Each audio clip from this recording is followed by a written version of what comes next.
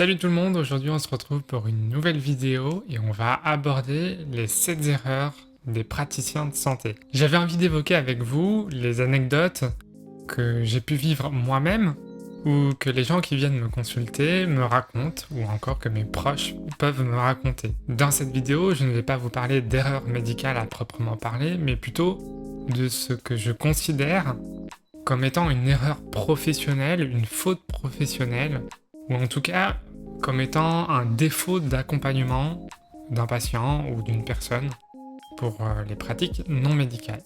Bref, vous l'avez compris, aujourd'hui on va parler de sujets fâcheux dans le monde de la santé et du bien-être. Et on se retrouve tout de suite après l'intro pour en parler. L'infusion Naturo. Un moment de détente pour grandir.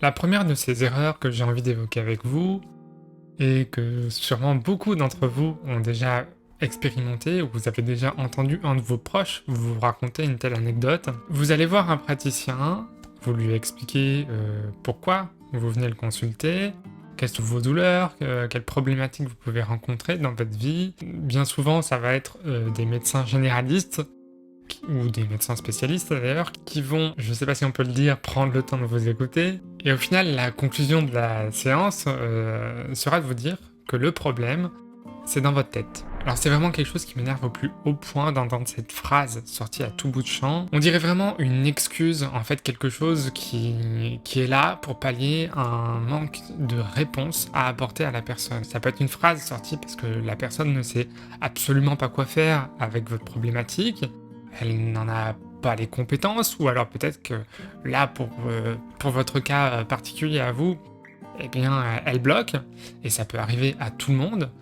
Mais sortir ce type de phrase, c'est vraiment déstabilisant, inutile, et en plus, c'est vraiment ne pas prendre en compte la problématique de la personne, qui, elle, va entendre, en gros, c'est imaginaire. Alors que rien n'est imaginaire, même si on imagine une pathologie ou une problématique qui peut être d'origine psychosomatique, oui, effectivement, ça peut être vous qui participez à créer vos troubles, qui, par un état psychologique donné, vous créez certains troubles. Sauf que ce n'est pas en disant c'est dans votre tête que ça va changer quelque chose et que ça va s'arranger. On ne vous donne aucune clé, aucun outil pour pouvoir régler votre problématique en vous sortant cette phrase. Pour un praticien, une meilleure façon d'expliquer que c'est dans votre tête, ça pourrait être d'expliquer que la dominante psychologique, émotionnelle, peut grandement participer à votre état actuel et qu'il faudrait peut-être se diriger de ce côté-là pour essayer de régler la raison pour laquelle vous avez consulté. Pour résumer, c'est dans votre tête. Je trouve que c'est bien souvent une façon de se débarrasser vite fait, bien fait d'un cas qui nous pose problème ou d'une personne à laquelle on n'a pas envie d'apporter de véritables solutions. Et pour moi, c'est un véritable problème et c'est une faute professionnelle de parler à un patient ou à un consultant de cette façon. Ça m'amène à un deuxième point que je voulais évoquer avec vous, c'est l'absence de psychologie. Là aussi, je suis sûr que c'est arrivé à beaucoup d'entre vous ou à des personnes que vous connaissez. C'est le fait d'être pris pour un numéro, pour un cobaye, et qu'on ne vous considère pas sur le plan humain. Ça peut être très déstabilisant lorsque vous venez par exemple de vous faire diagnostiquer un cancer et qu'on vous annonce ce diagnostic et la prise en charge à suivre de façon très protocolaire, très robotique, et qu'on ne prend absolument pas en compte votre psychologie, votre morale, votre état de pensée, en fait, voilà, comment vous vous sentez face à cette annonce, et on vous balance les choses comme si vous étiez au supermarché. Voilà madame, vous avez un cancer, tel jour la chimio, tel jour... Non, c'est pas possible. Alors, je ne dis pas que tous les médecins sont comme ça, hein, que tous les professionnels de santé sont comme ça. Bien évidemment que non, et heureusement, j'ai envie de dire.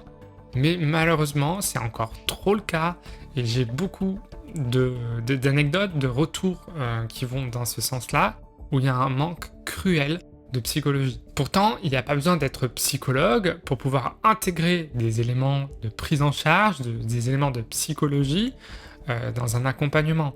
pour moi, c'est primordial, quand on travaille dans la santé et le bien-être, d'avoir une approche humaine, de comprendre ce que la personne peut ressentir et de savoir l'accompagner pour qu'elle puisse bien vivre le protocole d'accompagnement ou tout simplement pour qu'elle puisse mieux suivre vos recommandations. J'ai même envie de dire que c'est souvent la grande différence, et c'est ce que viennent chercher les gens dans les professions du bien-être, c'est cette écoute, c'est ce côté humain qui est malheureusement trop souvent absent des professions vraiment très médicales et très protocolaires. Alors on peut me rétorquer qu'il y a un manque de temps, mais ce n'est pas une excuse à tout. Oui, effectivement, un médecin généraliste ne peut pas prendre autant de temps que d'autres professionnels, mais il y a quand même une part psychologique à avoir lors d'un accompagnement. Un médecin généraliste ou un spécialiste ou peu importe n'a pas à vous annoncer des choses ou à vous accompagner de façon complètement inhumaine. Ça m'amène à un troisième point qui est le fait de ne pas réorienter la personne lorsqu'on arrive à la limite de nos compétences. C'est quelque chose qui est peut-être un petit peu moins courant, mais que je vois quand même. Certains praticiens n'arrivent pas à réorienter la personne lorsque leur domaine de compétences ne permet pas d'accompagner la personne jusqu'au bout, ou pas en totalité, et c'est vraiment problématique. Si je me réfère aux exemples précédents, un médecin généraliste qui prendrait conscience que vous auriez besoin d'un accompagnement psychologique, mais qui, au lieu de ça, va vous dire « c'est dans votre tête », alors qu'il aurait pu vous dire écoutez, je pense qu'un accompagnement avec un psychologue vous serait d'une grande utilité, voilà, je vous donne le nom d'un confrère, etc. Et malheureusement, c'est pas systématique. C'est la même chose dans les professions du bien-être, où certains praticiens pensent qu'ils peuvent tout résoudre grâce à leur technique. Malheureusement, non, on ne sait pas tout faire, et c'est important de savoir quand nos compétences s'arrêtent, quand nos compétences ne permettent pas d'aider une personne, et de pouvoir rediriger vers quelqu'un qui aura les compétences nécessaires ou faire une alliance thérapeutique. Donc pour résumer, quand on ne sait pas, on délègue et on ne fait pas parler son ego en faisant croire à la personne que c'est dans sa tête. Ça m'amène au quatrième point qui est le fait d'infantiliser les gens. Souvent, lorsque vous allez voir un professionnel du monde de la santé ou du bien-être, celui-ci va se positionner en sachant et vous écoutez et vous appliquez. Et lorsque vous osez dire que peut-être que ce n'est pas ça parce que vous ressentez telle et telle douleur et que vous n'avez jamais eu ce type de douleur et que vous aimeriez bien faire des examens complémentaires parce que ça vous inquiète, eh bien votre avis sera malheureusement trop peu souvent pris en compte. On va vous infantiliser, on va vous expliquer que quand on a fait 10 ans de médecine, c'est pas vous qui allez mieux savoir que le médecin. Le problème, c'est que c'est totalement faux et que vous connaissez bien mieux que votre médecin. Alors certes, vous n'êtes pas médecin et vous n'êtes pas à même de poser un diagnostic avec une grande fiabilité.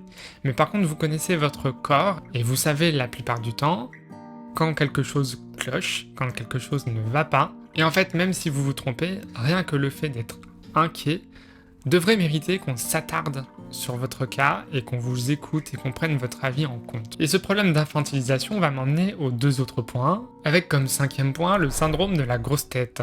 Ça consiste en quoi le syndrome de la grosse tête ? C'est tout simplement ce praticien qui va avoir fait des années d'études, qui va penser, qui en sait beaucoup, qui peut-être pour certains qui pensent tout savoir, et qui va non seulement ne pas hésiter donc à renvoyer bouler le consultant sous prétexte qu'il n'a pas de diplôme et qu'il ne sait rien, mais qui en plus va renvoyer bouler l'avis d'autres praticiens et d'autres collègues, d'autres confrères dans le domaine de la santé et du bien-être. Ça peut être un médecin par exemple qui va aller contre l'avis d'un autre spécialiste ou d'un ostéopathe ou d'un kiné, enfin peu importe, ça va être ces praticiens qui vont se tirer dans les pattes à coup de en gros c'est moi qui est la plus grosse, c'est moi qui ai fait le plus d'études, c'est moi qui ai le plus gros diplôme, et c'est ainsi qu'on se retrouve par exemple avec des infirmières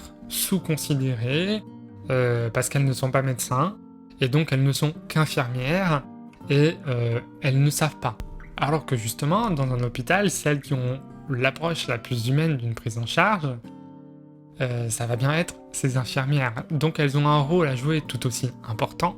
Elles ont des connaissances, peut-être des connaissances qui seront moins poussées sur un plan physiologique, un plan pathologique, mais elles auront d'autres connaissances et surtout elles auront un aspect pratique qui va être aussi essentiel à la guérison que l'aspect purement intellectuel. Donc dans le monde de la santé et du bien-être, hiérarchiser comme ça les professions, c'est un non-sens complet. On devrait tous être complémentaires et agir sur des points différents et ainsi pouvoir apporter une approche complète aux problématiques des personnes. Le 6e point que va soulever cette infantilisation va concerner pour le coup le consultant. Ça va être sa passivité. Comme je l'ai évoqué tout à l'heure, si le médecin se positionne en sachant, alors forcément, la personne en face est passive. Elle a une attitude passive, elle ne fait qu'écouter et appliquer, sans forcément même comprendre l'objectif du protocole donné ou des conseils donnés. Tout l'inverse de ce que peut être la naturopathie ou d'autres pratiques, où on considère que le consultant, le patient, doit être acteur de sa santé. Si vous participez activement à votre santé, à votre guérison, eh bien en fait, ça n'en sera que plus facilité. Vous aurez une meilleure compréhension du protocole mis en place, vous aurez un meilleur moral, vous aurez une meilleure confiance en votre praticien.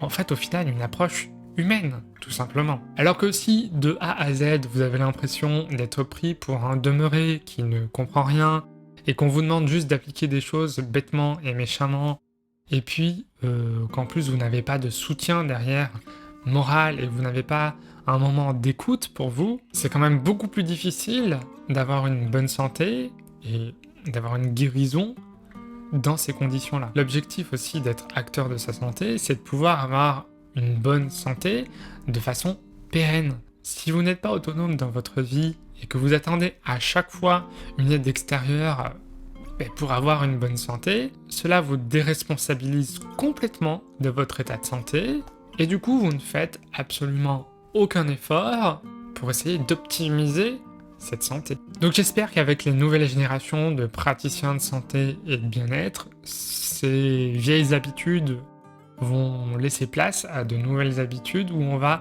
mettre le patient ou le consultant au centre de sa santé et qu'on va lui faire prendre en compte sa capacité à se prendre en main pour avoir une santé la plus optimale possible. Enfin, dernier point que je voulais aborder avec vous, et là je pense que ça concerne plutôt les praticiens dans le domaine du bien-être, même si ça concerne aussi certains médecins parce que j'ai des retours dans ce sens, ça va être de considérer qu'un symptôme égale une cause. Alors j'ai une mauvaise nouvelle pour vous, non. Ce n'est absolument pas possible et ce n'est jamais le cas. Ça serait trop facile et ça serait vraiment chouette si à chaque petit bobo qu'on a, il y avait une seule raison d'avoir ce bobo-là et puis c'est tout, on n'en parle plus, on sait d'où ça vient et c'est fini. Bon, il y a quelques contre-exemples, si vous vous cognez contre la table, vous savez d'où vient votre problème, effectivement, si vous avez un hématome parce que vous vous êtes cogné à la table. On est d'accord, il y a des choses, c'est juste du bon sens, c'est normal. Mais la plupart du temps, lorsque vous avez des douleurs, ou lorsque vous avez des troubles quelconques, ils sont multifactoriels. Tout le temps, tout le temps, tout le temps. Dans mon approche de la santé, il est important de comprendre que dans absolument tous les états, ou presque, il y a une dominante psychologique à prendre en compte. Quand je parle de dominante psychologique, c'est surtout par rapport aux émotions. Par exemple, vous vous êtes bloqué le dos parce que vous avez porté une charge lourde. Alors oui, on peut dire que le problème, c'est la charge lourde, effectivement. Mais peut-être que votre collègue aura porté la même charge lourde et qu'il n'aura pas eu de problème. Donc hormis le fait d'avoir porté une charge lourde, il faut prendre en considération d'autres éléments. Ça peut être votre âge, l'état de vos articulations, de vos os, ça peut être votre condition physique, mais ça peut aussi être votre état émotionnel. Est-ce que vous êtes stressé en ce moment? Si vous êtes de base déjà tendu et que vous effectuez un effort alors que vous êtes complètement stressé et complètement raide, eh bien forcément vous risquez de vous blesser en portant une charge lourde. Ça peut aussi être le fait tout simplement d'avoir été complètement inattentif parce que justement vous étiez submergé par des émotions et vous avez pris une mauvaise posture. Bref, ce n'est jamais un seul et unique facteur. Et ça marche dans tout et pour tout. Donc les personnes, et même des médecins qui veulent vous faire croire que ce que vous avez, c'est à cause de ça et rien d'autre, eh ben fuyez, ne les écoutez pas. Parce qu'il y a toujours plusieurs angles à prendre en compte pour pouvoir apporter une guérison complète et une guérison intelligente. Si par exemple vous avez tendance à faire de l'hypertension et qu'on vous met un bêta-bloquant et puis qu'on vous dit que c'est comme ça et pas autrement et puis que voilà, vous avez de la tension donc prenez un médicament et puis ça va s'arranger. Alors qu'en fait vous êtes quelqu'un d'hyper nerveux, d'hyper angoissé, peut-être que c'est pas un bêta-bloquant qu'il vous faut, mais c'est régler le problème qui vous cause la tension. Et ça, je trouve que c'est hyper compliqué, surtout dans la médecine classique, de faire des liens de cause à effet et de chercher des angles divers et variés. Et des fois, on va réduire une pathologie à un seul élément. Et souvent, l'accompagnement médical ne change rien, ou alors va changer quelque chose pendant un moment donné, et puis ça finira par s'empirer ou par revenir par la suite. C'est là tout l'intérêt des pratiques holistiques, comme peut l'être la naturopathie, où on va prendre en compte toute votre vie, et divers facteurs pour essayer de comprendre comment vous en êtes arrivé là, et comment on pourrait vous aider à vous sentir mieux et à stimuler vos capacités d'auto-guérison. On arrive à la fin de cette vidéo, mais j'avais envie de conclure avec un petit bonus en vous disant que pour moi, un praticien de santé ou du bien-être devrait être conscient que ce n'est pas lui qui guérit, mais que c'est vous qui vous guérissez et qui avez les capacités à vous guérir. Le médecin ou tout autre praticien n'est là que pour vous aider à y parvenir. Quand vous prenez un médicament, c'est pour aider votre corps à se guérir. C'est important de comprendre ça parce que ça évite de tomber dans un facteur de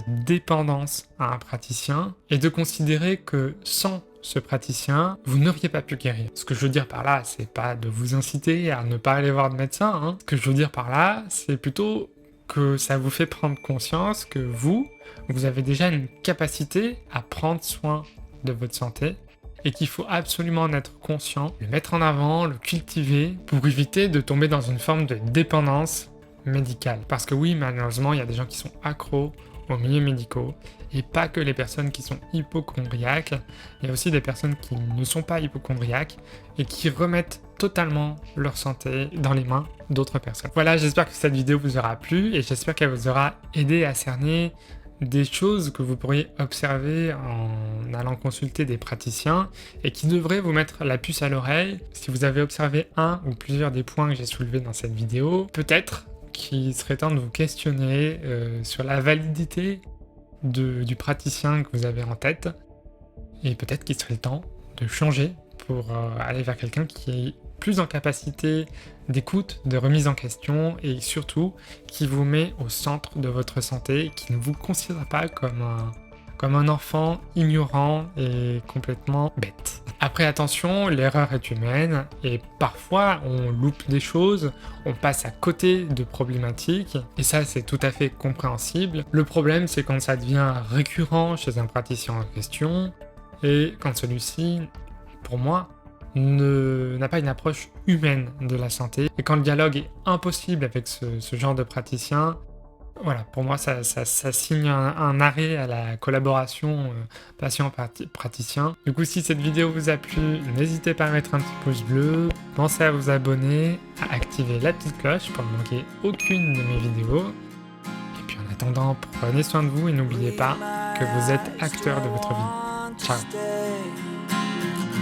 If you thought you weren't made that way, it's the choices we make. We give and take, and I know you will keep trying. Said I think